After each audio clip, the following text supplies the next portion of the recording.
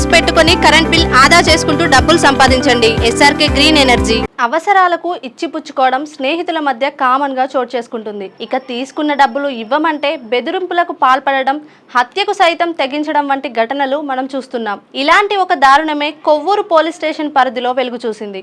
ఈ ఘటనలో నిందితులు వ్యక్తిని చంపి అతని చేతికి ఉన్న కడియం, ఉంగరాలు రాకపోవడంతో చేయిని నరుక్కుపోయారు.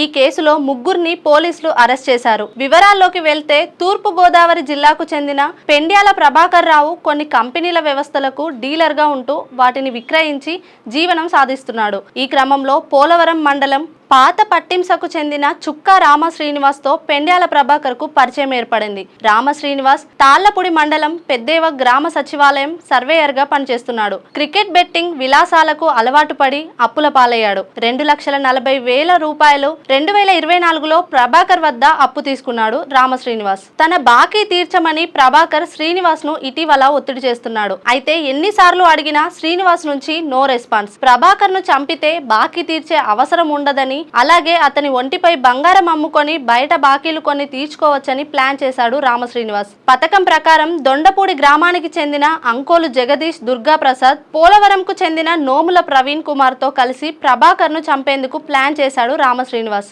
మార్చి 26 రాత్రి ప్రభాకర్ ను ఫోన్ చేసి బయటకు వెళ్తామని తీసుకువెళ్లాడు. దొమ్మేరు పుంతలోని నీరుగొండ శేషగిరిరావు డ్రాగన్ ఫ్రూట్ తోటలోని యాక్టివా మోటార్ సైకిల్ పై వెళ్లారు. అక్కడే ప్రభాకర్ పై రామ శ్రీనివాస్ కిరాతకంగా దాడి చేశాడు.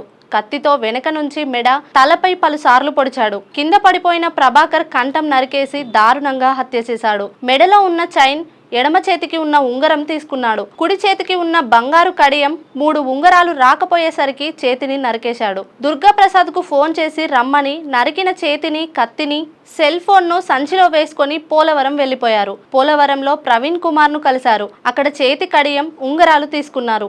నరికిన చేతిని, కత్తిని, సంచిని, ప్రభాకర్ సెల్ ఫోన్ ను, రామ శ్రీనివాస్ వేసుకున్న దుస్తువులను గోదావరిలో పడేశారు. బంగారాన్ని తాళ్లపూడి కొయ్యలగూడెంలో తాకట్టు పెట్టి వచ్చిన డబ్బుతో పారిపోయారు. మృతుడి భార్య అనంతలక్ష్మి ఇచ్చిన ఫిర్యాదు మేరకు కేసు నమోదు చేసి దర్యాప్తు చేపట్టారు పోలీసులు. దర్యాప్తు అనంతరం 3 నిందితులను పోలీసులు పట్టుకున్నారు. బంగారు వస్తువులు, మోటార్ సైకిల్, 2 సెల్ ఫోన్లు స్వాధీనం చేసుకున్నారు. గోదావరిలో పడేసిన ప్రభాకర్ సెల్ ఫోన్, హత్యకు ఉపయోగించిన కత్తిని స్వాధీనం చేసుకున్నారు.